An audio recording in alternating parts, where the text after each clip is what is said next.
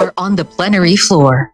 Exits are at both ends, leading to the north and south wing lobbies. You may also use the main entrance glass doors, which open toward the flagpole area. If you are in the middle gallery, your primary exit is through the main entrance glass doors, located near the flagpole area. If you are in the second or third floor galleries, in addition to the main door on your level, emergency exits are located at the ends of the seat rows on both the east and west sides. All these exits will lead you to the main hallway stairways, going down to the main entrance and out to the flagpole area. A quick guide. If you are on the south side of the gallery, turn right as you go through the emergency exit. If you are on the north side, turn left. Both will lead you towards the main hallway stairways. If you are seated at the rostrum, your nearest exits are on the north and south sides, leading directly to the rear entrance lobby and out to the helipad area. Finally, if you are unable to leave the plenary hall, do not panic. Essential safety items, a hard hat, whistle, bottled water, and flashlight are readily available under your table for your immediate use. Thank you for your attention. Your safety is our shared responsibility.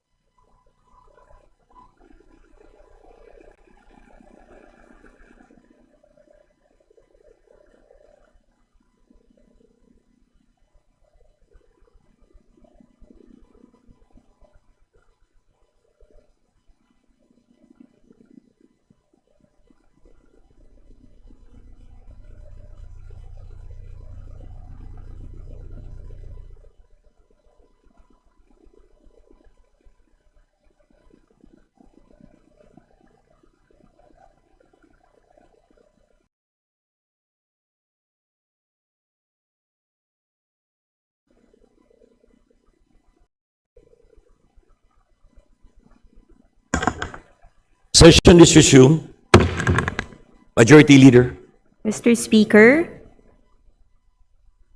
I move to take up additional reference of business and request that the Secretary General be directed to read the titles of the bills and resolutions on first reading as well as communications and committee reports. Is there any objection? The Chair hears none.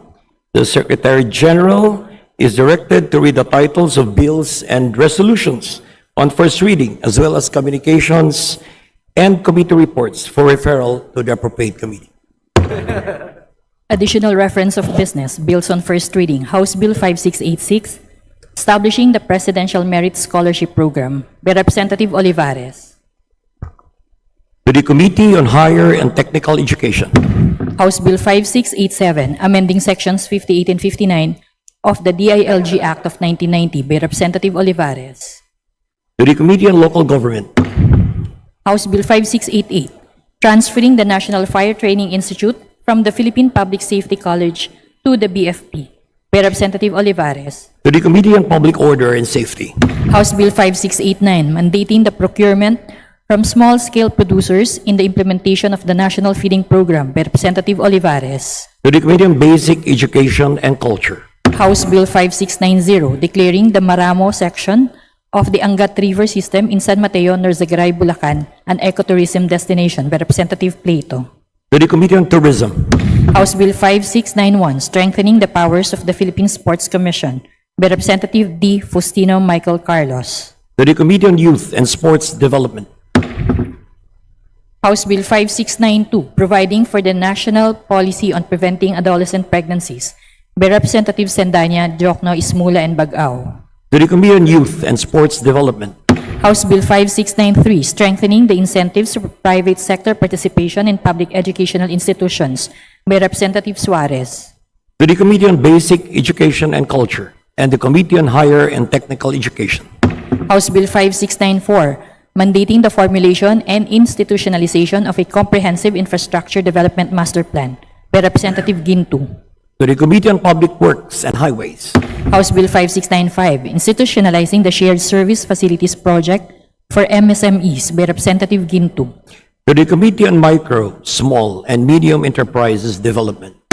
House Bill 5696, providing for the fair use of social media, AI, and internet technology for the holding of free, orderly, honest, peaceful, and credible elections by Representative Gintu. To the Committee on Suffrage and Electoral Reforms. House Bill 5697, creating the Occidental Mindoro General Hospital in Sablayan, Occidental Mindoro by Representative Tariela. To the Committee on Health. House Bill 5698, strengthening the National Agriculture Fisheries Extension System by Representative Estrella. To the Committee on Agriculture and Food and the Committee on Aquaculture and Fisheries Resources. House Bill 5699, creating the Independent Commission Against Infrastructure Corruption by Representative Tiangco. To the Committee on Government Reorganization.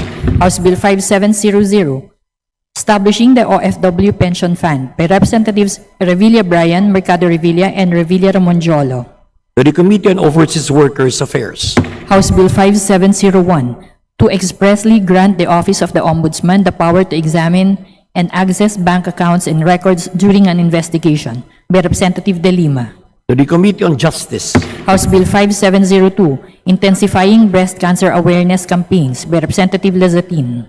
To the Committee on Health. House Bill 5703, protecting the rights of internally displaced persons and penalizing the acts in violation thereof by Representatives Ismula, Jokno, Sendanya, and Bagao. To the Committee on Human Rights. House Bill 5704, institutionalizing the National Commission on Indigenous Peoples Educational Assistance Program by Representatives Ismula, Jokno, Sendanya, and Bagao. To the Committee on Basic Education and Culture and the Committee on Higher and Technical Education. House Bill 5705, declaring October 29 of every year as National Indigenous Peoples Day, a special non-working holiday by Representatives Ismula, Jokno, Sendanya, and Bagao. To the Committee on Indigenous Cultural Committees and Indigenous Peoples. House Bill 5706, establishing the National Measurement Institute of the Philippines by Representative Ledesma. To the Committee on Science and Technology. House Bill 5707, establishing food security cold storage facility for agricultural products in every province in the country by Representative Briones. to the Committee on Agriculture and Food, House Bill 5708, mandating all commercial establishments serving food to the public to provide 1/2 cup of rice serving as a menu option by Representative Briones. to the Committee on Trade and Industry, House Bill 5709, providing for local absentee voting for private security professionals by Representative Briones. to the Committee on Suffrage and Electoral Reforms, House Bill 5710, enhancing the discount on the purchase of goods and services of senior citizens and PWDs by Representative Odocado. to the Committee on Ways and Means, the Committee on Senior Citizens, and the Special Committee on Persons with Disabilities, House Bill 5711, renationalizing Agusan del Norte Provincial Hospital in the city of Butuan by Representative Corvera. to the Committee on Health, House Bill 5712, establishing scholarship and return service program for indigenous peoples pursuing teacher education by Representatives Ismula, Jokno, Sendanya, and Bagao.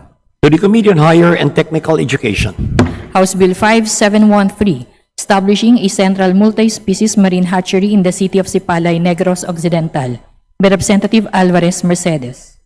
to the Committee on Aquaculture and Fisheries Resources, House Bill 5714, institutionalizing sustainable waste management and energy recovery through environmentally sound waste-to-energy technologies by Representative Suntay. to the Committee on Energy and the Committee on Ecology, House Bill 5715, modernizing the Bureau of Immigration by Representative Suntay. to the Committee on Justice, House Bill 5716, modernizing the civil registration and error correction process under the Philippine Civil Registration and Vital Statistics System by Representative Suntay. to the Committee on Population and Family Relations, House Bill 5717, strengthening the Basis Conversion and Development Authority by Representative Olivares. to the Special Committee on Basis Conversion, House Bill 5718, expanding the coverage of the Masustansyang Pagkain para sa Batang Pilipino Act to include undernourished children in public secondary schools by Representative Olivares. to the Committee on Basic Education and Culture, House Bill 5719, establishing the Classroom Building Acceleration Program by Representative Olivares. to the Committee on Basic Education and Culture, House Bill numbers 5720 and 5721, declaring the National Shrine of Our Lady, Our Mother of Perpetual Help, popularly known as the Redemptorist Church, and the Minor Basilica and National Shrine of Mary, Help of Christians in Parañaque City as heritage sites and tourist destinations by Representative Olivares. to the Committee on Tourism, House Bill 5722, repealing Republic Act Number 10973, thereby revoking the authority of the Chief of the PNP and the Director and the Deputy Director for Administration of the CIDG to administer oath and to issue subpoena and subpoena duces tecum by Representatives Co. Rene Luis, Tino, and Elago. to the Committee on Public Order and Safety, House Bill 5723, mandating government officials and employees to execute and submit a written permission to examine, inquire, or look into all their deposits and investments, thereby waiving the bank secrecy law by Representative Villanueva. to the Committee on Banks and Financial Intermediaries, House Bill 5724, institutionalizing a varsity sports program in elementary and secondary schools by Representative Villanueva. to the Committee on Basic Education and Culture, House Bill 5725, providing free insurance for covered applicants of overseas employment certificates by Representative Villanueva. to the Committee on Overseas Workers Affairs, House Bill 5726, requiring proof of available parking space from motor vehicle owners in metropolitan areas as a prerequisite for the registration of a motor vehicle with the LTO by Representative Villanueva. to the Committee on Transportation, House Bill 5727, stimulating the recovery, growth, and development of the MSMEs by Representative Villanueva. to the Committee on Micro, Small, and Medium Enterprises Development, House Bill 5728, mandating the establishment of nursing homes for the abandoned, neglected, unattached, or homeless senior citizens by Representative Villanueva. to the Committee on Senior Citizens, House Bill 5729, granting hazard pay to workers in critical industries during a state of calamity or emergency or public health emergency by Representative Villanueva. to the Committee on Labor and Employment, House Bill 5730, granting hazard pay to covered employees of the government of the government by Representative Villanueva. To the Committee on Civil Service and Professional Regulation. House Bill 5731, exempting qualified indigents from the payment of professional examination fees by Representative Villanueva. To the Committee on Civil Service and Professional Regulation. House Bill 5732, expanding the scope of disclosure of bank and financial deposits by Representative Villanueva. To the Committee on Banks and Financial Intermediaries. House Bill 5733, prohibiting the indiscriminate use of beacons, sirens, and other emergency vehicle lights and audio accessories for moving motor vehicles except as prescribed by law by Representative Villanueva. To the Committee on Transportation. House Bill 5734, prohibiting the selling and or buying of admission tickets through unauthorized sales channels by Representative Villanueva. To the Committee on Trade and Industry. House Bill 5735, institutionalizing and enhancing the Skills Certificate Equivalency Program of the Civil Service Commission and TESDA by Representative Villanueva. To the Committee on Civil Service and Professional Regulation and the Committee on Higher and Technical Education. House Bill 5736, strengthening the Philippine Bamboo Industry Development Council by Representative Villanueva. To the Committee on Agriculture and Food. House Bill 5737, mandating finance education program for all persons applying for a marriage license by Representative Villanueva. To the Committee on Population and Family Relations. House Bill 5738, strengthening the procedure for registration of voters and adopting a system of online registration by Representative Villanueva. To the Committee on Suffrage and Electoral Reforms. House Bill 5739, providing for protection of the remittances of OFWs by Representative Villanueva. To the Committee on Overseas Workers Affairs. House Bill 5740, enhancing the medical access of OFWs and their families by strengthening the OFW hospital by Representative Villanueva. To the Committee on Health. House Bill 5741, providing for a National Employment Assistance Program by Representative Villanueva. To the Committee on Labor and Employment. House Bill 5742, providing enhanced protection, security, and benefits for media and entertainment workers by Representative Villanueva. To the Committee on Labor and Employment. House Bill 5743, declaring the 3 nautical miles surrounding the Kalayaan Island Group and Scarborough Shoal in the West Philippine Sea as marine protected area under the National Integrated Protected Area System Act of 1992 by Representative Villanueva. To the Committee on Natural Resources. House Bill 5744, deterring the continued proliferation of immoral doctrines, obscene publications, and exhibitions and indecent shows by increasing the penalties therefore by Representative Villanueva. To the Committee on Welfare of Children. House Bill 5745, establishing a green public procurement program for all branches of government by Representative Villanueva. To the Committee on Sustainable Development Goals. House Bill 5746, establishing mechanism for enhanced citizen participation in governance by Representative Villanueva. To the Committee on People's Participation. House Bill 5747, establishing a framework for the economy. Villanueva. To the Committee on Economic Affairs. House Bill 5748, mainstreaming the use of bamboo as a sustainable material for the built environment by Representative Villanueva. To the Committee on Sustainable Development Goals. House Bill 5749, establishing a legal scholarship and return service program for deserving students by Representative Villanueva. To the Committee on Higher and Technical Education. House Bill 5750, penalizing online hate and online harassment and providing additional protections against cyber libel by Representative Benitez Alfredo. To the Committee on Revision of Laws. House Bill 5751, establishing the Classroom Building Acceleration Program by Representative De Lima. To the Committee on Basic Education and Culture. House Bill 5752, mandating the establishment of animal bite treatment centers in all national and local government hospitals by Representative Lasatin. To the Committee on Health. House Bill 5753, establishing a modern, innovative, and competitive Philippine Maritime Industry Authority by Representative Romualdo. To the Committee on Transportation. House Bill 5754, separating the Luzon Valley Elementary School Annex in Luzon Valley, Pagadian City, Zamboanga del Sur from the Luzon Valley Elementary School to be known as the Sirawag Penintuluan No Gesalan Subanen Elementary School by Representative U. Joseph Kim.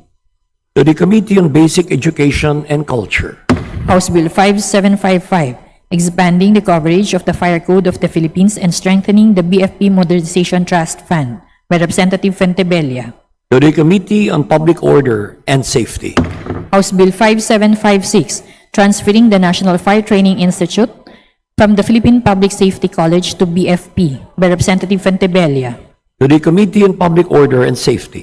House Bill 5757, rationalizing the rank classification and strengthening the organizational structure of the BFP by Representative Fentebella. To the Committee on Public Order and Safety. House Bill 5758, strengthening the Philippine Coast Guard by Representative Romualdo.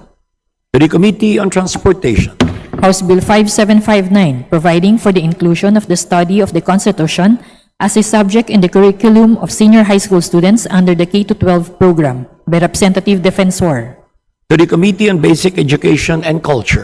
House Bill 5760, strengthening the Philippine Economic Zone Authority by Representatives U. Joseph Kim, U. Giselle Victoria, and GLEPA. To the Committee on Economic Affairs and the Committee on Trade and Industry. House Bill 5761, recognizing the declaration of indigenous cultural communities, indigenous peoples of conserved territories and areas within their ancestral domains by Representative De Lima. To the Committee on Indigenous Cultural Communities and Indigenous Peoples. House Bill 5762, prohibiting the conversion of irrigated and irrigable agricultural lands for non-agricultural uses by Representative De Lima. To the Committee on Agrarian Reform. House Bill 5763, institutionalizing the Presidential Merit Scholarship Program for deserving students by Representatives Romualdez Ferdinand Martin, Romualdez Siada Marie, Romualdez Andrew Julian, and Asidre. To the Committee on Higher and Technical Education. House Bill 5764, creating the Department of Disaster and Emergency Management by Representative Odocado. To the Committee on Disaster Resilience and the Committee on Government Reorganization. House Bill 5765, to further promote the general welfare and enhance the statutory benefits and incentives of public health workers by Representative Gonzales Alaisa Micaela. To the Committee on Health. House Bill 5766, to allow LGUs to intervene on government infrastructure projects in their localities which they deem to cause irreparable harm by Representative Plato. To the Committee on Public Works and Highways. House Bill 5767, amending the Magna Carta for public school teachers, thereby providing free annual comprehensive physical checkup for public school teachers by Representative Plato. To the Committee on Basic Education and Culture. House Bill 5768, providing for hospital and healthcare benefits for public school teachers and their dependents by Representative Plato. To the Committee on Basic Education and Culture and the Committee on Higher and Technical Education. House Bill 5769, mandating the creation of the position of a Human Settlement Officer in all provinces, cities, and municipalities by Representative Plato. Local Government. House Bill 5770, the mental health services of state universities and colleges by Representative Escudero. To the Committee on Higher and Technical Education. House Bill 5771, providing for the automatic promotion of government officials and employees upon retirement from government service by Representative Escudero. To the Committee on Civil Service and the Professional Regulation. Resolutions. House Resolution 413, directing the appropriate committee of the House of Representatives to conduct an investigation on the alleged illegal mining exploration activities of the Woggle Corporation in Dupax del Norte, Nueva Vizcaya, and the possible cancellation of exploration permit issued by the DNR Mines and Geosciences Bureau by Representative De Lima. To the Committee on Rules. House Resolution 414, urging the appropriate committee to conduct an inquiry on the risky transactions, poor investment decisions, and alleged violations that resulted in losses amounting to 8,800,000,000 pesos in the GSIS by Representative De Lima. To the Committee on Rules. House Resolution 415, directing the House to investigate the reported anomalous investments made by the GSIS by Representatives Tino, Elago, and Co. Rene Luis. To the Committee on Rules. House Resolution 416, directing the House through the Committee on Government Enterprises and Privatization to investigate the non-declaration of annual cash benefit for compulsory life insurance policies and the lack of dividends granted to qualified members of the GSIS by Representatives Tino Elago and Co. Rene Luis.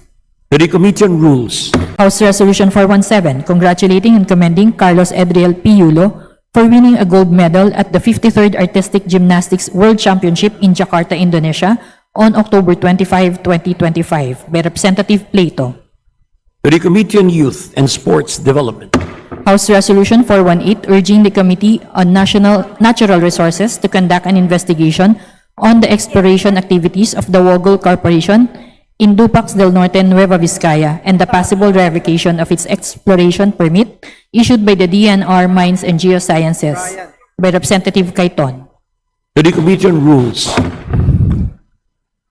House Resolution 419 expressing the profound condolences of the House on the passing of former Executive Secretary Eduardo R. Ermita by Representatives Mercado Revilla Brian and Revilla Ramon Jolo. To the Committee on Rules.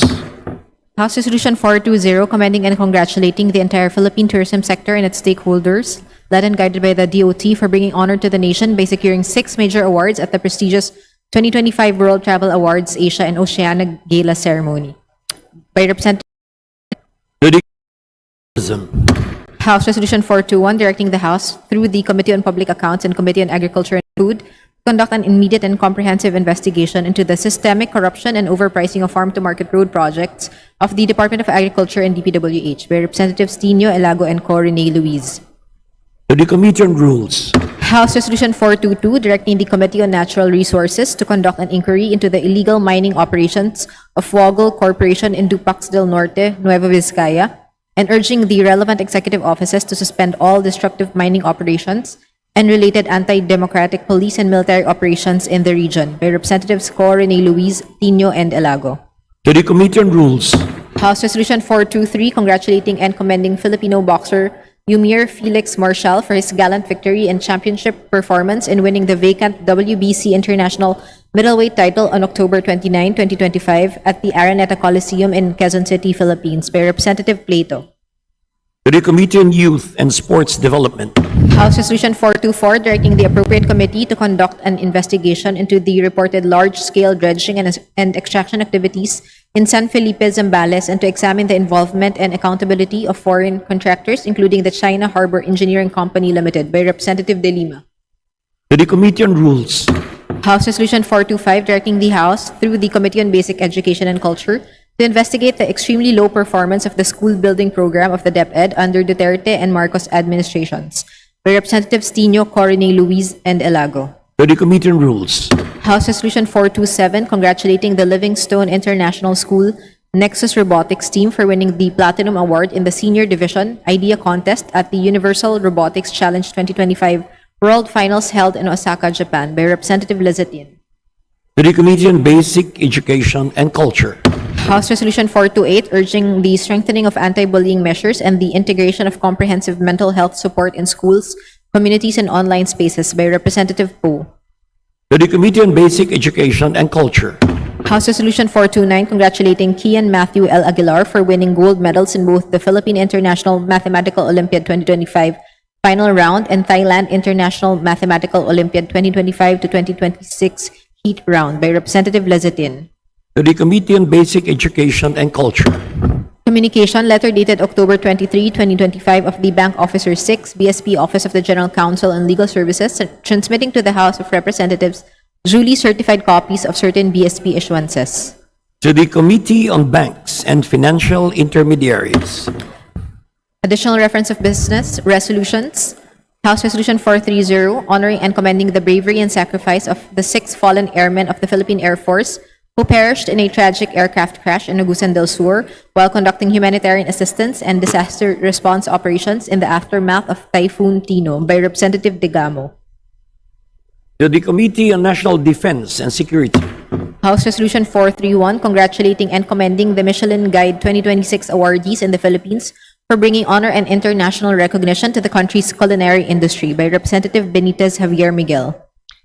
To the Special Committee on Creative Industries. House Resolution 432 directing the Committees on Disaster Resilience, Climate Change, Sustainable Development Goals, and other relevant committees to conduct a joint inquiry into the state of climate risk and vulnerability in the Negros region with particular focus on the province of Negros Occidental by Representative Benitez Javier Miguel. To the Committee on Rules, House Resolution 433 expressing the profound sympathy and condolences of the House of Representatives on the demise of the Honorable Representative Eduardo Edigul Gullias of the 1st District Province of Cebu by Representative Olivares. to the Committee on Rules, House Resolution 434 expressing the profound condolences of the House to the government and people of the United States of America on the passing of former Vice President Richard Bruce Dick Cheney by Representative Olivares.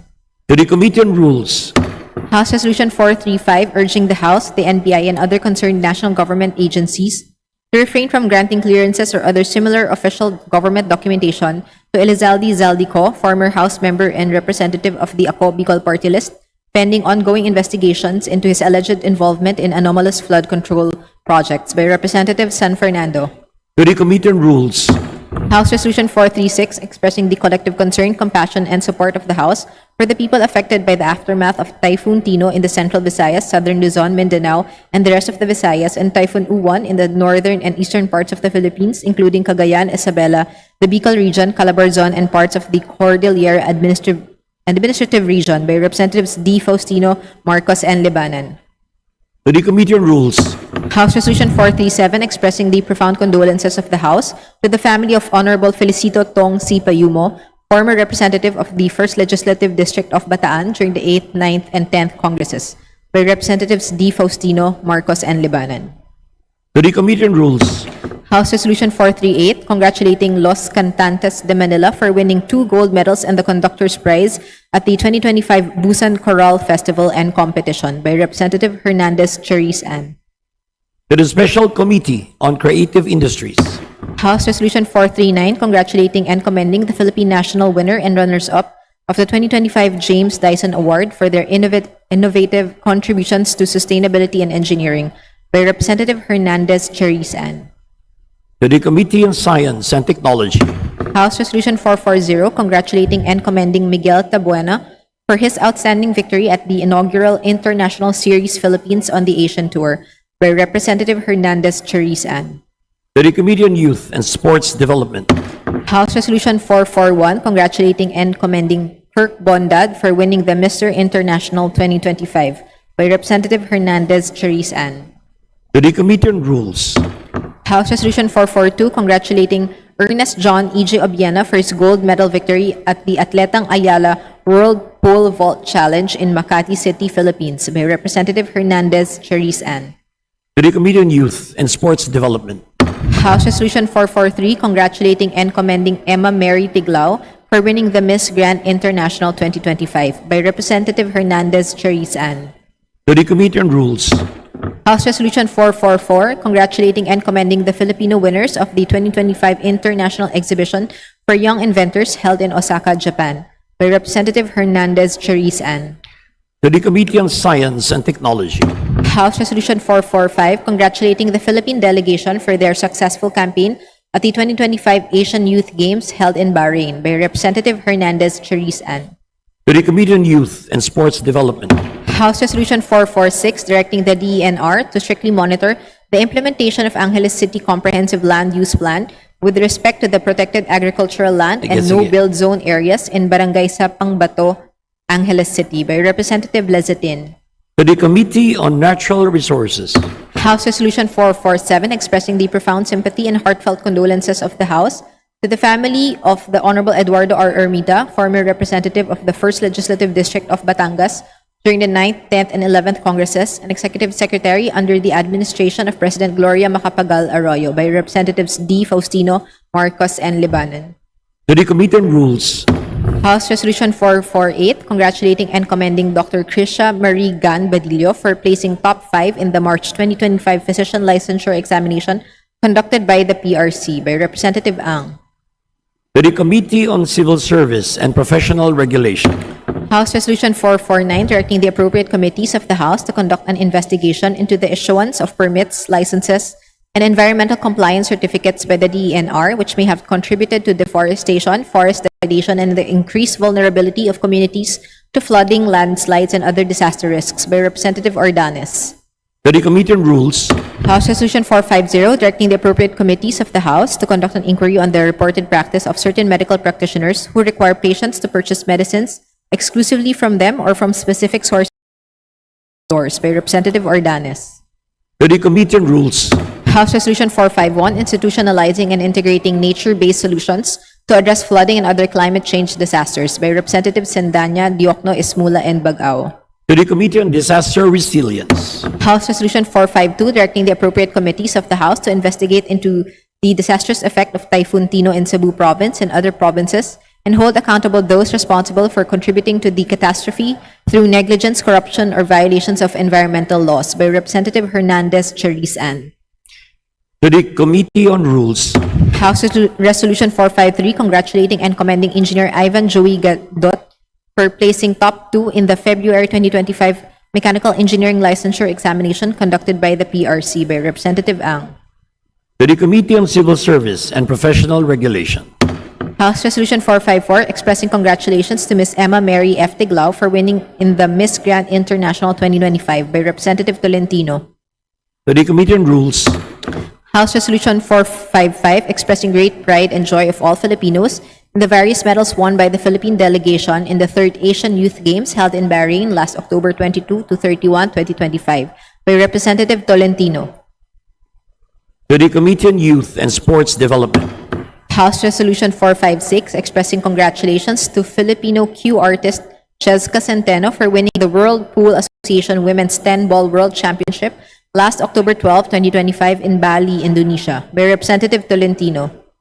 to the Committee on Youth and Sports Development, House Resolution 457, expressing congratulations to Filipino cue artist Jonas Magpanday for winning the World Pool Association Qatar World Cup 10-Ball Championship last November 2, 2025 in Doha, Qatar by Representative Tolentino. to the Committee on Youth and Sports Development, House Resolution 458, expressing the profound condolences of the House to the family of the Honorable Eduardo Edigul Rivera Bullias, former representative of the 3rd Legislative District of the Province of Cebu during the 7th Congress and of the 1st Legislative District of Cebu during the 9th, 10th, 11th, 13th, 14th, 15th, and 18th Congresses by Representatives D. and Lebanon. the Committee on Rules, Majority Leader, Mr. Speaker, on the part of the majority, I move to nominate and elect the following members to the following committees. The Committee on Agriculture and Food member, Zia Alonto Adjong. To the Committee on Basic Education and Culture as member, Zia Adjong. To the Committee on Ecology as member, Bella Swan Singh. To the Committee on Energy as member, Zia Adjong. To the Committee on Health as member, Zia Adjong. To the Committee on Mindanao Affairs as member, Zia Adjong. To the Committee on Muslim Affairs as member, Zia Adjong. To the Committee on National Defense and Security as member, Zia Adjong. To the Committee on Public Accounts as member, Zia Adjong. To the Committee on Public Information as member, Zia Adjong. To the Committee on Suffrage and Electoral Reforms as members, Jonathan Keith Flores, Chino Chua, Chariz Ann Hernandez, Jinky Luistro, Lordan Suan, Celso Arrogancia, Miro Kimbo, Rolando Valeriano, Esmael Mangundadatu, Ryan Recto, and Jude Asidre. To the Committee on Ways and Means as member, Zia Adjong. To the Committee on Women and Gender Equality as Vice Chairperson, Isabel Maria Zamora. To the Special Committee on the West Philippine Sea as Vice Chairperson, Zia Adjong. To the Special Committee on Peace, Reconciliation, and Unity as member, Zia Adjong. To the Special Committee on Persons with Disabilities as Vice Chairperson, Isabel Zamora. And to the Special Committee on Reforestation as members, Doris Maniquis, Danny Domingo, Carmelo Lasatin, and Kokoy Salvador. I so move. is there any objection? The chair hears none. The motion is approved. Majority Leader, Mr. Speaker, I move to suspend for a few minutes. session suspended. Oh, na?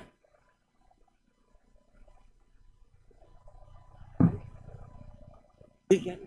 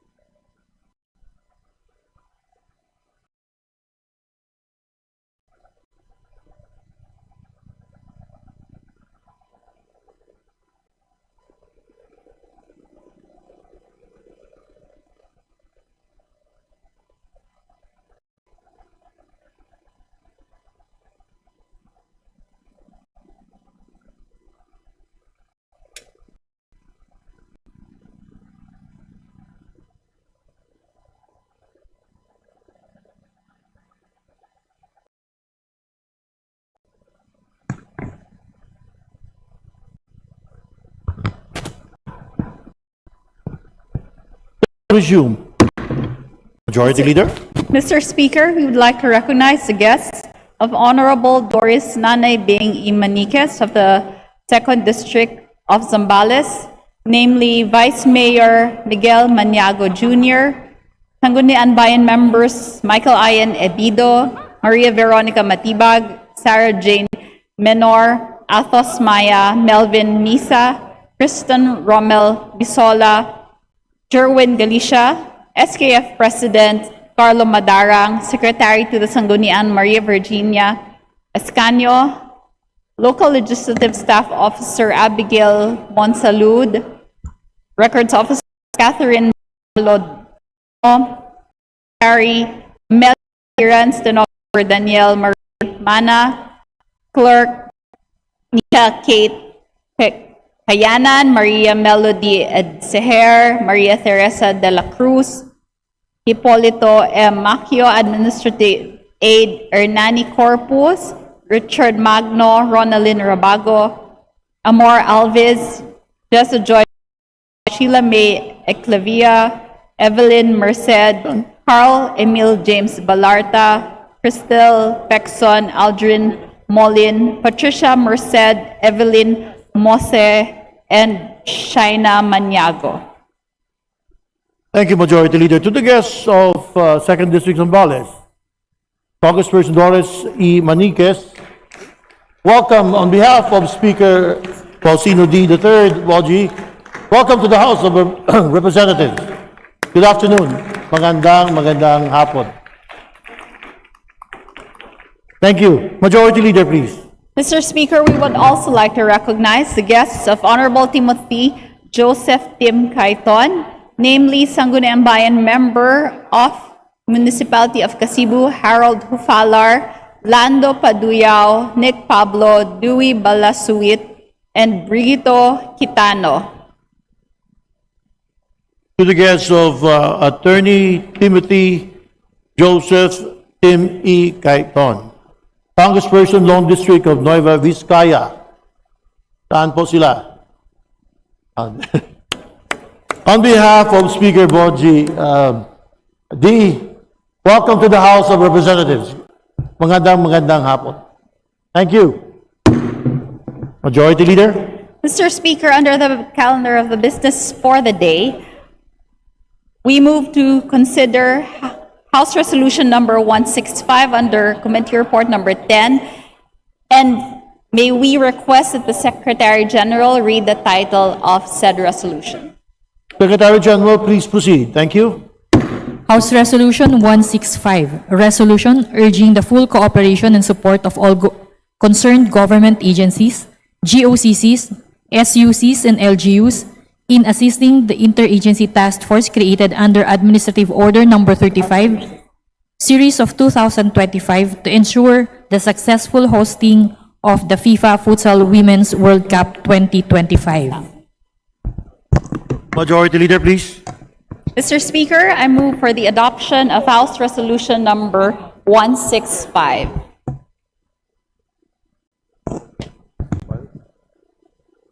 There's a motion to adopt House Resolution 165. All those in favor say aye. All those not in favor say nay. The ayes have it. House Resolution 165, as stated, is hereby adopted. Majority Leader, please. Mr. Speaker, with leave of the House, I move to open the privilege hour. There is a motion to open the privilege hour. Any objection? The chair hears none. Privilege hour is therefore open. Majority Leader, please proceed. Mr. Speaker, I move to recognize the gentleman of the FPJ party list, the Honorable Brian Poe, to avail of the privilege hour. Thank you, Majority Leader. The gentleman from the party list FPJ Panday Bayanihan, Representative Brian Poe, is hereby recognized. Please proceed, sir. Thank you, Mr. Speaker. Mr. Speaker, esteemed colleagues, my fellow Filipinos, I rise before you today with a heavy heart and a clear purpose. In the past week, our country has been battered by back-to-back typhoons, proof that climate peril is no longer a distant threat, but a daily reality. As we mourn lives lost, homes destroyed, and communities displaced, we also stand at a moment of choice to simply respond to disasters or to build resilience that prevents them from becoming catastrophes. Just days ago, Typhoon Tino carved a path of devastation through the Visayas and Mindanao. The latest government reports show that at least 232 people have died and 112 remain missing. The province of Cebu bearing much of the brunt. Entire villages were flooded, homes and livelihood were swept away. No sooner had we begun recovering when Typhoon Uwan made landfall in northern Luzon. Over 1.6 million people were evacuated, power grids collapsed, bridges were torn apart, coastal towns braced for disaster, and families in mourning with loved ones lost. In Aurora Province, authorities warned up to 30 million Filipinos could be affected or could be exposed to hazard zones. As I speak today, families sleep in evacuation centers, entire barangays remain inaccessible, and our emergency service personnel are stretched beyond their limits. These twin storms are not isolated. They are symptomatic of a climate system in upheaval.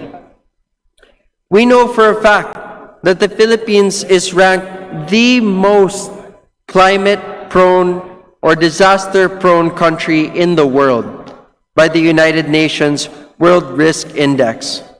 We face an average of 20 typhoons every year.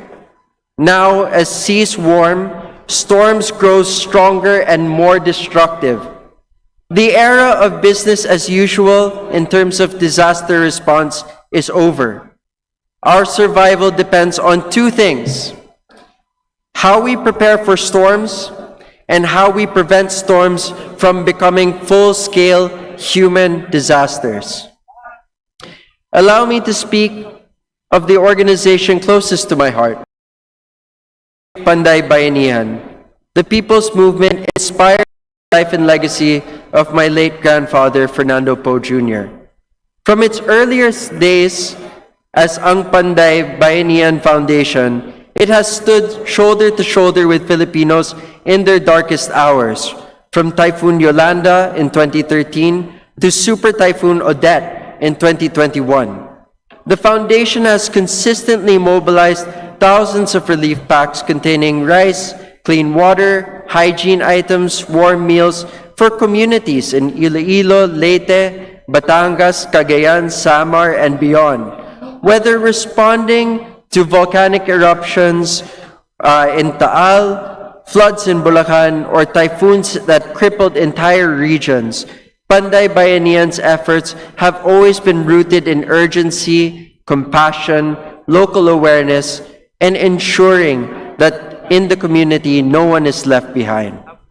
Yet as climate disasters grow more frequent and more severe, with Typhoon Nando in 2025 and Typhoon Tino and Uwan just days ago, the need for more than just emergency aid is clear.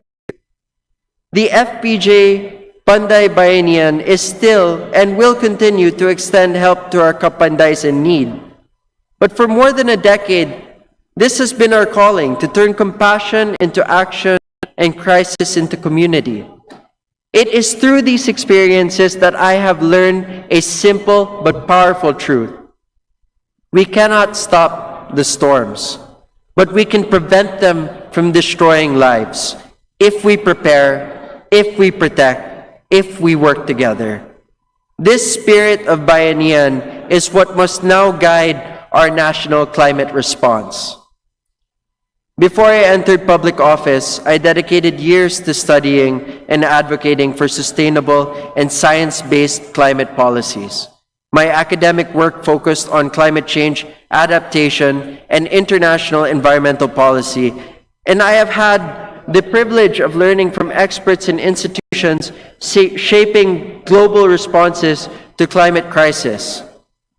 I joined environmental campaigns and spoke in universities and communities about the connection between biodiversity loss and human vulnerability long before standing here before you as a lawmaker. These experiences have taught me that effective climate governance requires not only compassion, but competence, the ability to translate science into policy and policy into protection for our people. When Typhoon Tino hit, the hardest hit areas were those where natural defenses had been degraded, mangroves lost, watersheds denuded, forests depleted. Conversely, areas with intact ecosystems fared better. The message is clear. Ecosystem protection is not optional. It is a core component of climate resilience. It is in this that the global 30 by 30 target protecting 30% land and oceans by 2030 becomes deeply relevant to our national fight back. Protecting nature is protecting ourselves. I commend the Department of Environment and Natural Resources and its Biodiversity Management Bureau for taking the lead.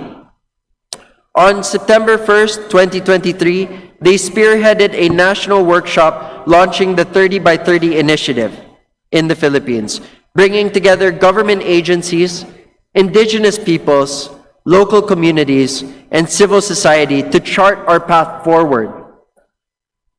They followed this with the adoption of the Philippine Biodiversity Strategy and Action Plan, or PBSAP, 2024 to 2040. Through DENR Administrative Order number 2025-23, aligning our national biodiversity framework with the Kunming-Montreal Global Framework. This is commendable, but the journey ahead is long and the time is short. According to DENR BMB's Protected Area Information System, or PAIS, approximately 15.51% of our land area, or 4.65 million hectares, is under protection, while only 1.42% marine waters, or only about 3.14 million hectares, are covered.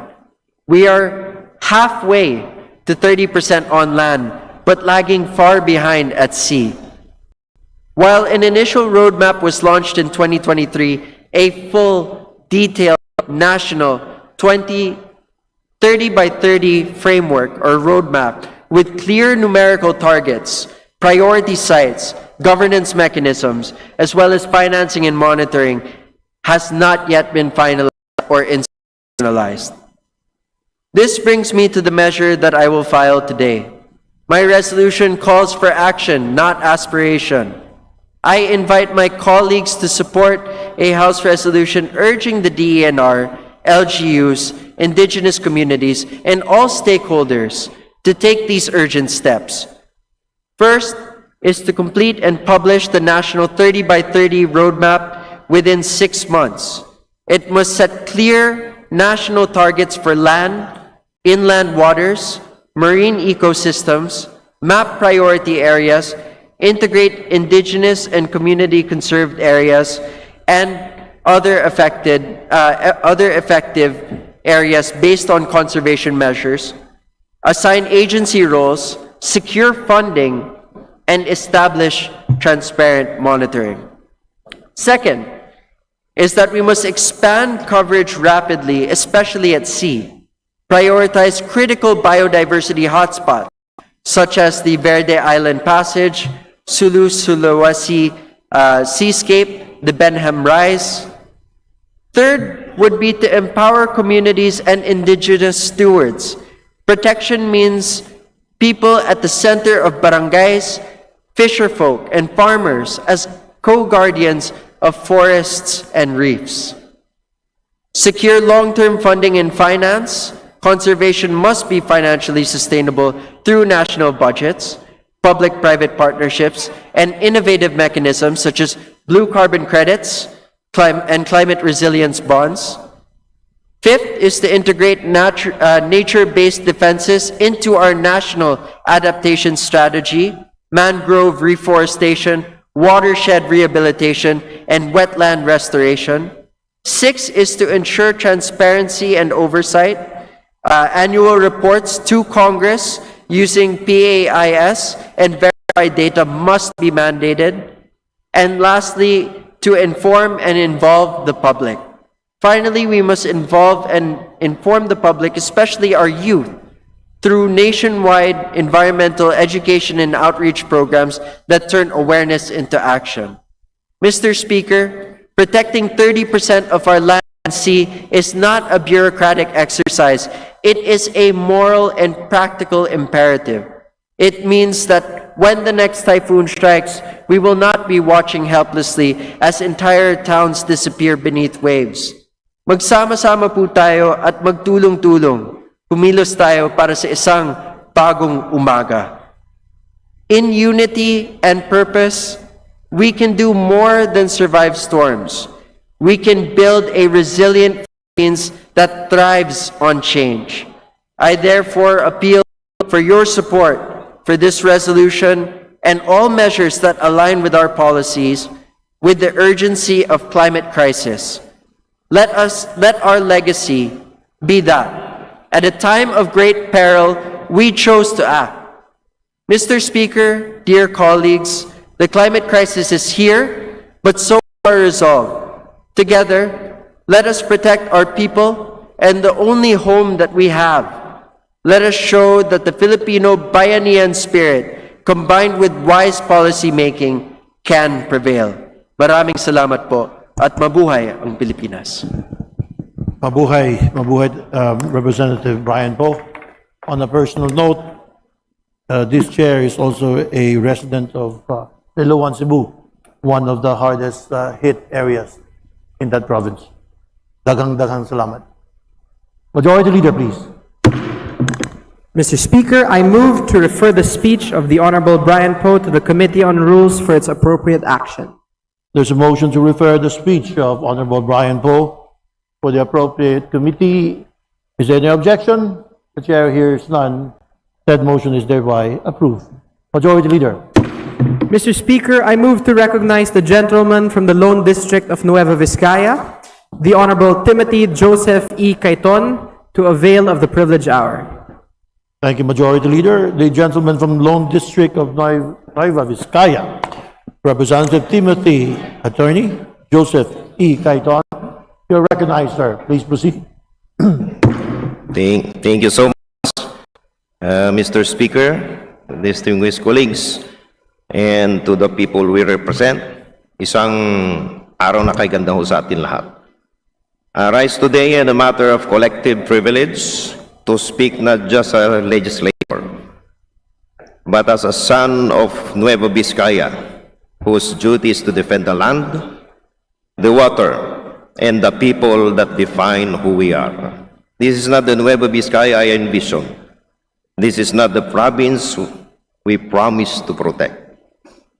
As we strive to build, protect, and empower the brand new Nueva Vizcaya, we must stand firm on one truth, that progress can never come at the cost of our lifeblood, our watersheds, our forest, and our community. Nueva Vizcaya sits as headwaters, the river system supply irrigation, drinking water, and power across Cagayan Valley and neighboring provinces. Protecting these watersheds is not just environmental advocacy, it is a matter of food security and justice. To allow extractive and destructive operations is a gamble. Yet, despite this, last August 7, the Google Corp, covering more than 3,100 hectares in the municipality of Dupas del Norte for gold and copper exploration. Residents have raised grave concern, citing lack of genuine consultation, absence of surface owner's consent, and the risk of these activities pose to their farms, water sources, and forest buffers. Last October 17 this year in Barangay Bitnong, Dupax del Norte, a commotion occurred between residents and police authorities amid the enforcement of a temporary restraining order or TRO directing the clearing the area.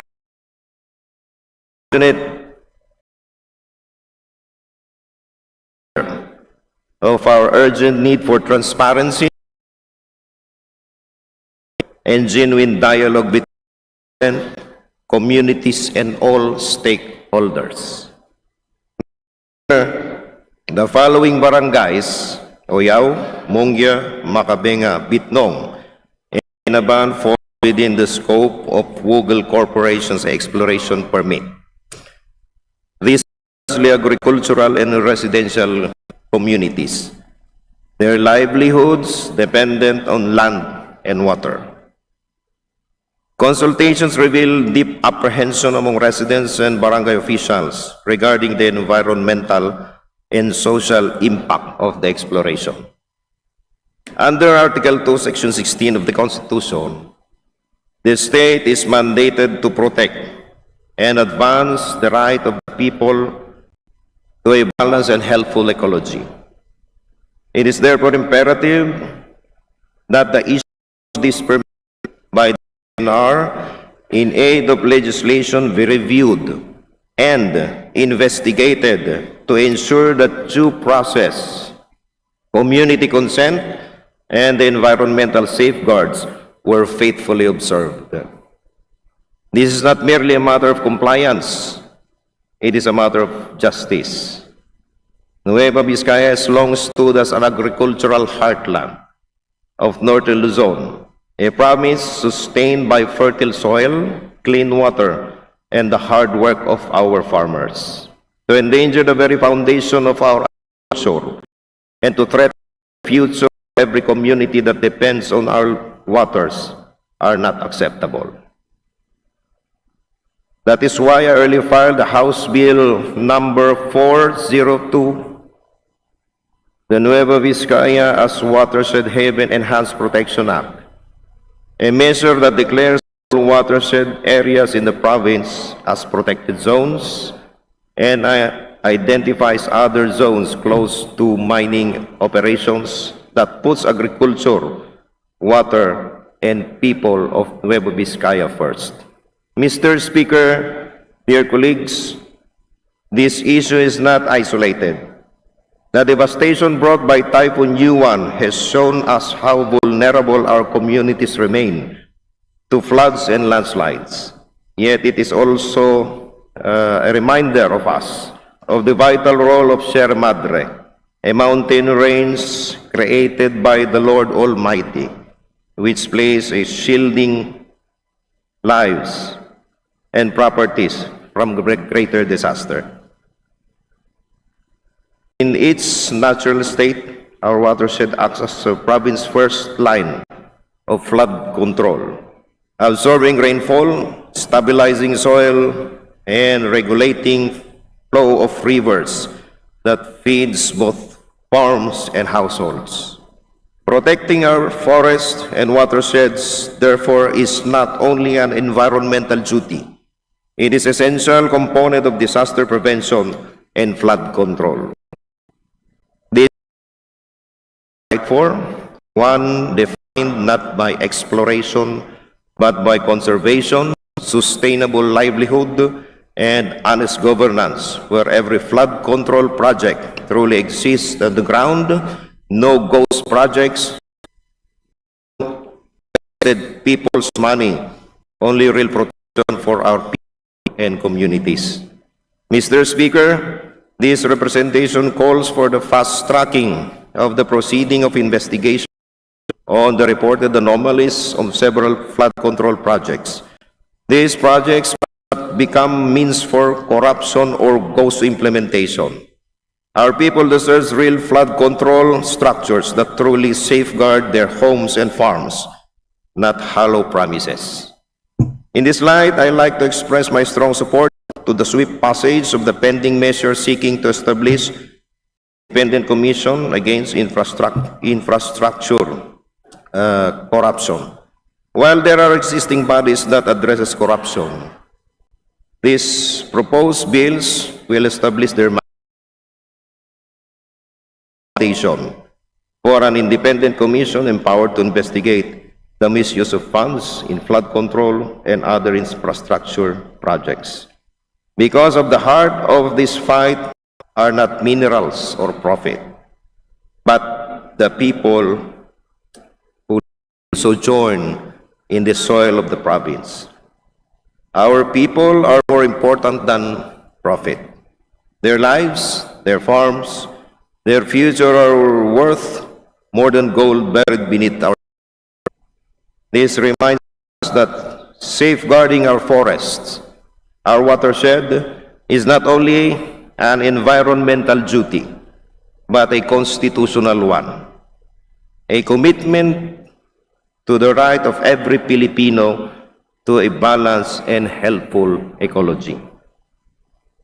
It is in this light where we remain fast in upholding the Constitution, respecting the rule of law, and complying with all lawful orders, always with the people's welfare at the heart of every action we take.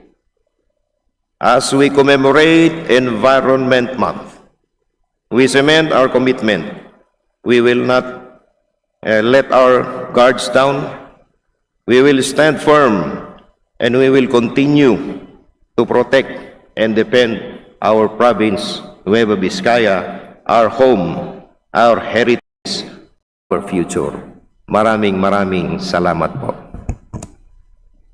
Maraming salamat, Representative Timothy Joseph E. Cayton, Long District of Nueva Vizcaya. Majority Leader.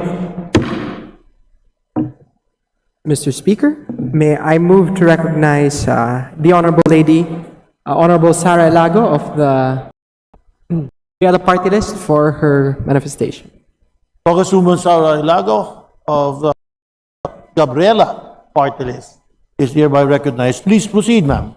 Yes, thank you, Mr. Speaker. This representation from Gabriela Women's Party would just like to manifest our full support to the call of the Honorable Cayton to ensure that we're able to stop all destructive mining, exploration, and other related activities in Nueva Vizcaya. In fact, Mr. Speaker, this representation, along with the representation from Kabataan Party List, the Honorable Rene Ko, and Teachers Party List, the Honorable Antonio Tino, foundation dated October 30, which is a resolution the House on Natural Resources to conduct an inquiry in aid of legislation into the illegal destructive mining operations of Woggle Corporation in Dupax del Norte, Nueva Vizcaya, and urging the relevant executive offices to suspend all destructive mining operations and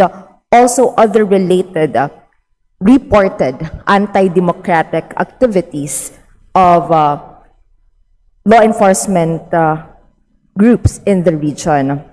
We say this, Mr. Speaker, because in relation to the right to speak, the right to express the dissent of our kababayans in Dupax del Norte in their opposition to this reported illegal and destructive mining operations, they have also experienced various forms of threat, harassment, and intimidation. Kaya po, nababahala ang representasyon na ito na sa matibay at malakas na paninindigan ng ating mga kababayan, nakakaranas din sila ng iba't ibang forma ng pagpapatahimik, ng panggigipit at pagtapak sa kanilang karapatan. Kaya po, tayo po ay nakikiisa sa panawagan na hindi lang mag-imbestiga, kundi maitigil na ang lahat po ng mga kaso na may kinalaman sa pagkasira ng kalikasan, gayon din yung mga sa karapatan ng mga kababayan.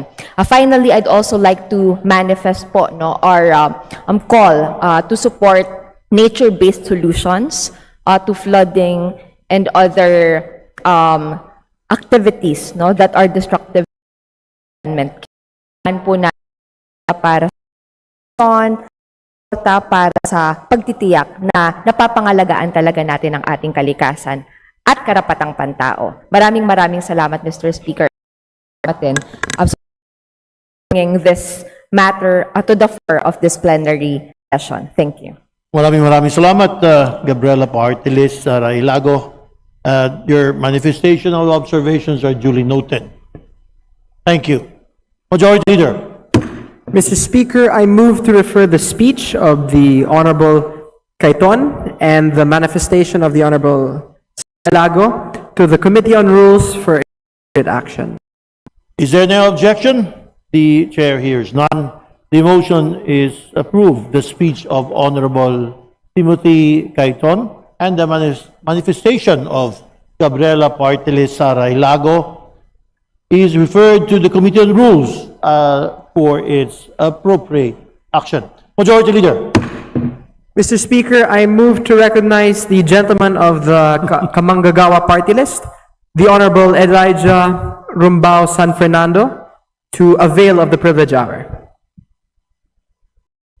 To the Congressperson of Alice Kamanggagawa, Representative Elijah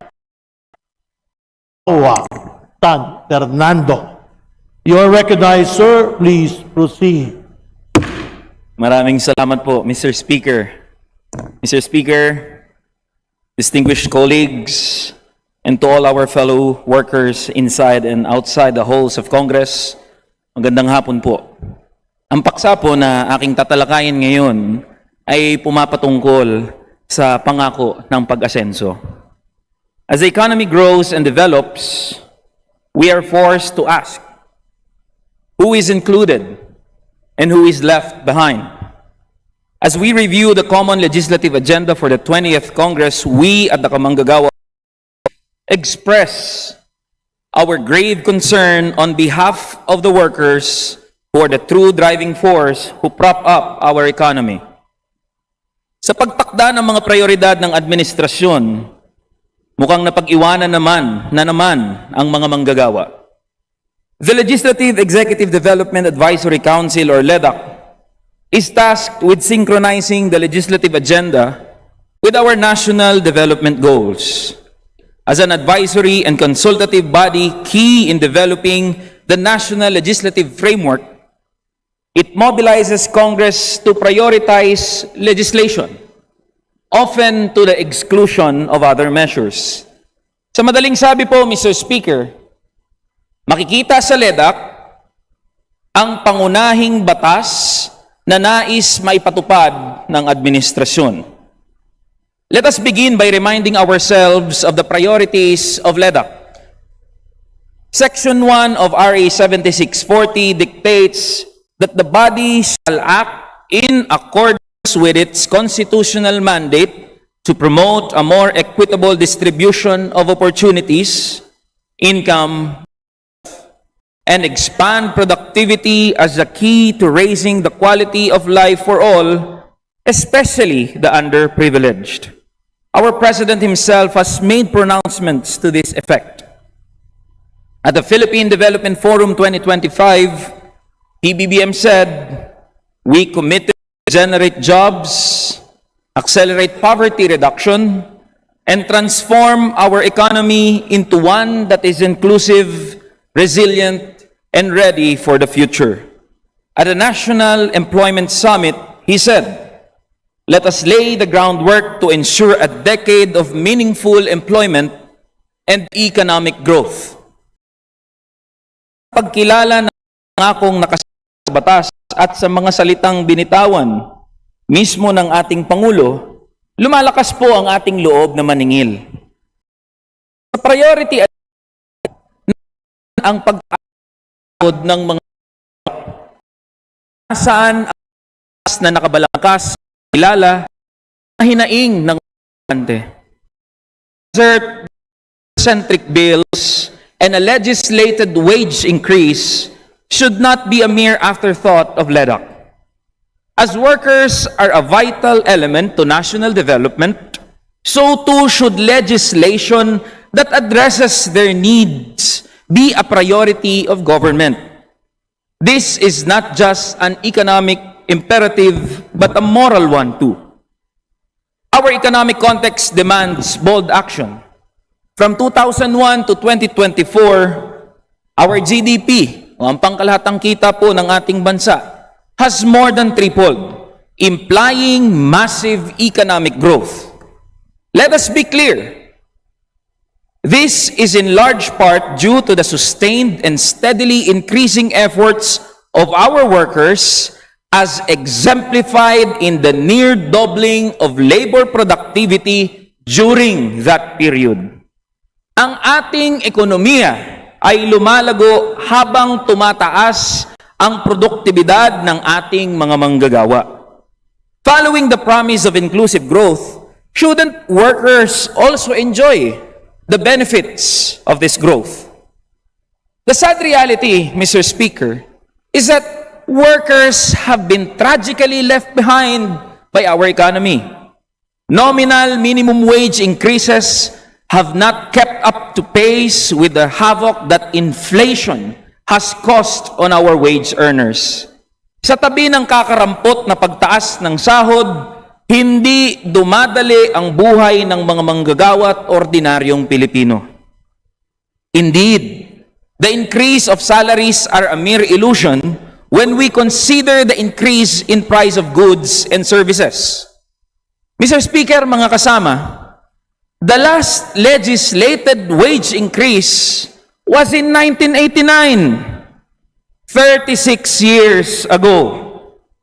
Back then, the minimum wage was 89 pesos, compensating for the inflation that is equivalent to a real wage of 572 pesos by today's standards. Contrast this to today's average national minimum wage of 493 pesos. Ibig kong sabihin, Mr. Speaker at mga kasama, mas marami pang nabibiling produkto ang minimum wage noong 1989 kaysa sa ngayon. Sa harap ito ng sinasabing paglago ng ating ekonomiya. Wage increases then are not about growth, but about recovery, and a failing recovery at that. In this equation, we have not even considered the farce that is the provincial rate, where we have witnessed the real stagnation and lowering of workers' wages, especially at the margins of society. Remembering that labor productivity has almost doubled, it is tragic that the average pay for workers across the board has grown by a mere 16%. The data paints a clear picture. While the economy grows, it is primarily the businesses that have benefited. Yumayaman ang mga negosyante habang napag-iiwanan ang mga manggagawa. Is this the inclusive growth that our laws and our president promise? Critics of wage increases, who are often business elites or academics who follow their doctrines, often point to their impact on employment and inflation. A study from the UP School of Labor and Industrial Relations, or UP Soler, belies these claims. Quote, have no impact on employment. While its effect on inflation is, and I quote, very small and in fact insignificant, end of quote. These elites furthermore cite that the benefits that employers enjoy would eventually be felt by workers. This is known as trickle-down economics. Yet, it is our president himself who has conceded that trickle-down economics is a failure back in a speech as a senator in 2015. Given the above, Mr. Speaker, the exclusion of labor-centric legislative initiatives from the common legislative agenda is fundamentally misguided and unjust. Aside from wage increases, we insist, Mr. Speaker, that other pro-labor measures be considered, including those which tackle the problem of contractualization both in the private and public sectors. Finally, we ask for the full consideration of the integrity of our labor framework, which extends beyond wages. It is deeply troubling that the LEDAC priority measures have no mention of reinforcing the right to freedom of association, upholding the provisions of the International Labor Organization, Convention number 87, which the Republic of the Philippines has ratified, is a solemn commitment. Freedom of association, the right to organize and collectively bargain, is a fundamental human and economic right. It is the workers' primary tool for their participation, recovery of their is in the context of worsening attacks on our trade unionists and our consistent placing among international observers as being among the worst countries for workers.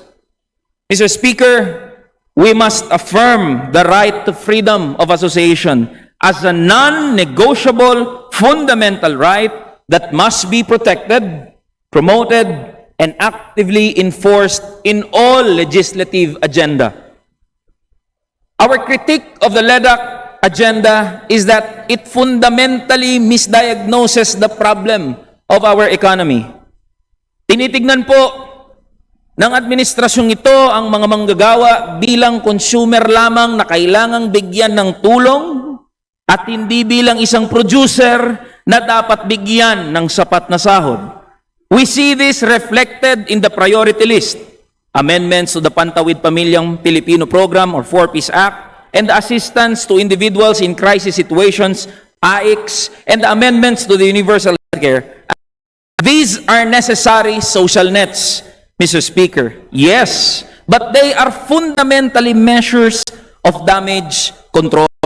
They address symptoms of income, hunger, lack of healthcare, poverty, by giving dole-outs and subsidies instead of addressing the root cause, the pathetically low wage in the marketplace. These measures perpetuate a cycle of dependency.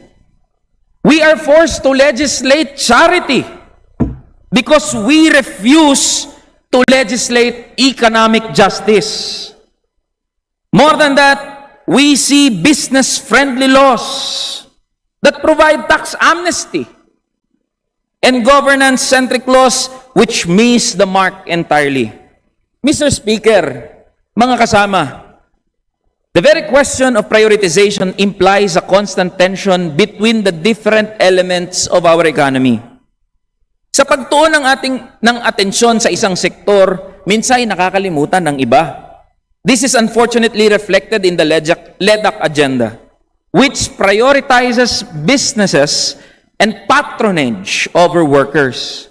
The promise of progress, ang pangako ng pag-asenso, must not be reserved for the few. True progress means that the hands that build our nation also share in its fruits. We cannot speak of development while our workers go hungry. We cannot speak of productivity without recognizing those at its core. Our call to administration is simple, Mr. Speaker. Let us go back to the drawing board and think of our workers. Fellow lawmakers, we at the Kamanggagawa Party List ask for nothing more than the alignment and unity of workers and government. Ipaglaban po natin ang dignidad ng ating mga manggagawa. Revise the LEDAC to include a legislated and a national wage increase and other pro-worker measures. Failing that, we, Congress, should push for these initiatives ourselves.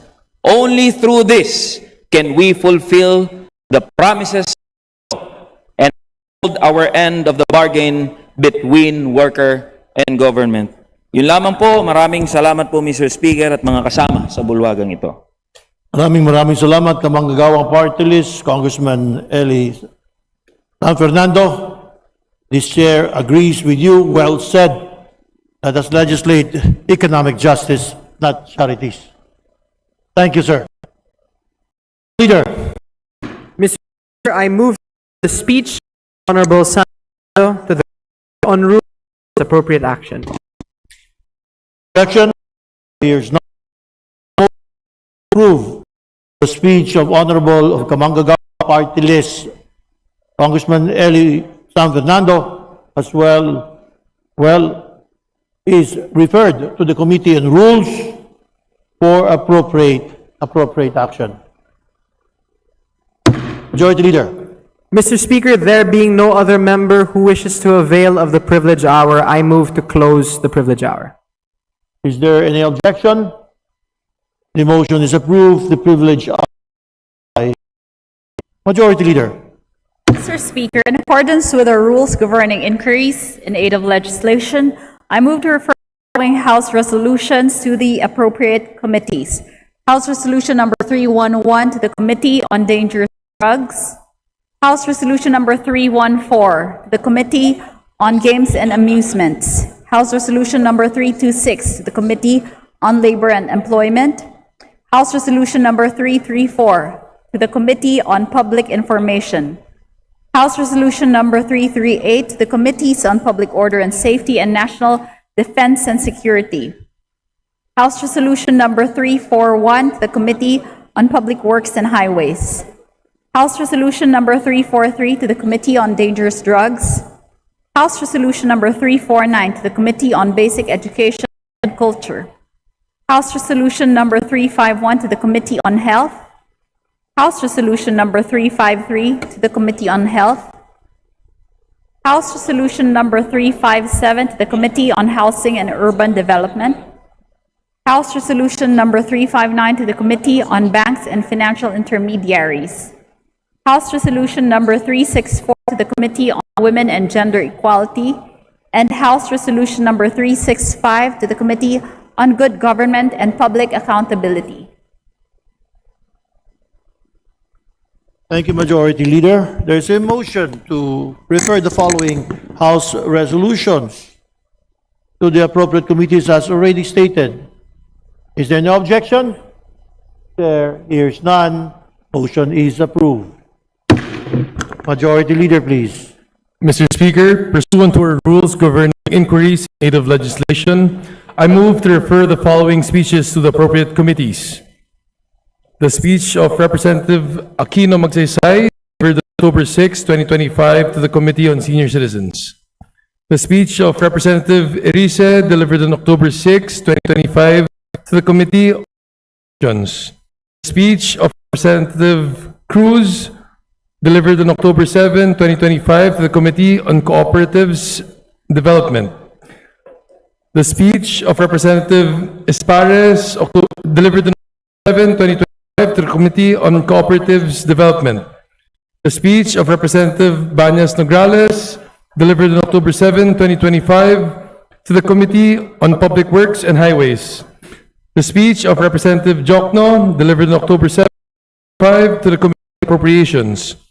The speech of Representative Ilago, delivered on October 7, 2025, to the Committee on Women and Gender Equality. The speech of Representative Plato, delivered on October 7, 2025, to the Committee on Senior Citizens. The speech of Representative Shimura, delivered on October 8, 2025, to the Committee on Disaster Resilience. The speech of Representative Nazal, delivered on October 5, on education. The speech of Representative delivered October 8, 25 to the Committee on Public Works and Highways. I so move, Mr. Speaker. Thank you, Majority Leader. There is a motion to refer the following speeches to the appropriate committees as stated. Any objection? The chair hears none. Said motion to refer is hereby approved. Please.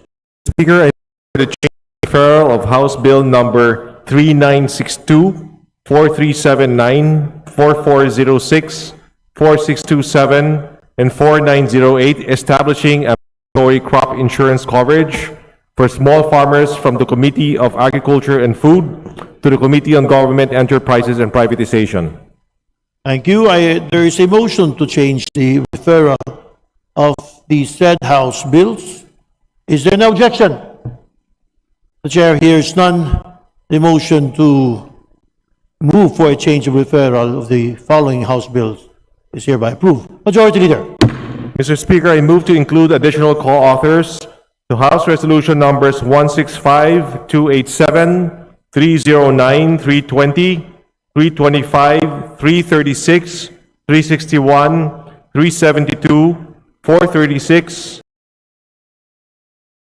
447, and 458 as contained in the list to be submitted by the Committee on Rules. Thank you, Majority Leader. There is a motion to include additional co-authors of the aforementioned stated House resolutions. Is there an objection? The chair hears none. The motion to include additional co-authors of the aforementioned resolutions is hereby approved. Majority Leader. Mr. Speaker, under the calendar of business for the day, I move to consider House Resolution number 436. And for this purpose, may I request that the Secretary General be directed to read the title of the resolution. Secretary General, please proceed. House Resolution 436, resolution expressing the collective concern, compassion, and support of the House of Representatives for the people affected by the aftermath of Typhoon Tino in the Central Visayas, Southern Luzon, Mindanao, and the rest of the Visayas, and Typhoon Uwan in the northern and eastern parts of the Philippines, including Cagayan, Isabela, the Bicol region, Calabarzon, and parts of the Cordillera Administrative Region. Majority Leader, thank you. Mr. Speaker, I move to adopt House Resolution number 436. There's a motion to adopt House Resolution 436. All those in favor say aye. All those not in favor say nay. The ayes have it. House Resolution number 436 is hereby adopted. Majority Leader. Mr. Speaker, under the calendar of business for the day, I move to consider House Resolution number 437, and for this purpose, may I request that the Secretary General be directed to read the title of the resolution. Secretary General, please proceed. House Resolution 437, resolution expressing the profound condolences of the House of Representatives to the family of Honorable Felicito Tong Sipayumo, former representative of the 1st Legislative District of Bataan during the 8th, 9th, and 10th Congresses. Maraming salamat, Majority Leader. Mr. Speaker, I move to adopt House Resolution 437. There's a motion to adopt House Resolution 437 in consolidation. Majority Leader, with House Resolution 393. Is there any objection? All those in favor say aye. Aye. All those opposed say nay. The ayes have it. House Resolution 437 in consolidation with House Resolution 393 is hereby adopted. Thank you. Majority Leader. Mr. Speaker, under the calendar of business for the day, I move to consider House Resolution number 447, and for this purpose, may I request that the Secretary General be directed to read the title of the resolution. Secretary General, please proceed. House Resolution 447, resolution expressing the profound sympathy and heartfelt condolences of the House of Representatives to the family of the Honorable Eduardo R. Ermita, former representative of the 1st Legislative District of Batangas during the 9th, 10th, and 11th Congresses, and Executive Secretary under the administration of President Gloria Macapagal Arroyo. Majority Leader, thank you. Mr. Speaker, I move to adopt House Resolution number 447. There's a motion to adopt House Resolution 447 in consolidation House Resolutions 388 and 419. All those in favor say aye. All those not in favor say nay. The ayes have it. House Resolution 447 in consolidation with House Resolution 388 and 419 hereby adopted. Majority Leader. Mr. Speaker, under the calendar of business for the day, I move to consider House Resolution number 458, and for this purpose, may I request that the Secretary General be directed to read the title of the resolution. Secretary General, please proceed. House Resolution 458, resolution expressing the profound condolences of the House of Representatives to the family of the Honorable Eduardo Edigul Rivera Gullias, former representative of the 3rd Legislative District of the Province of Cebu during the 7th Congress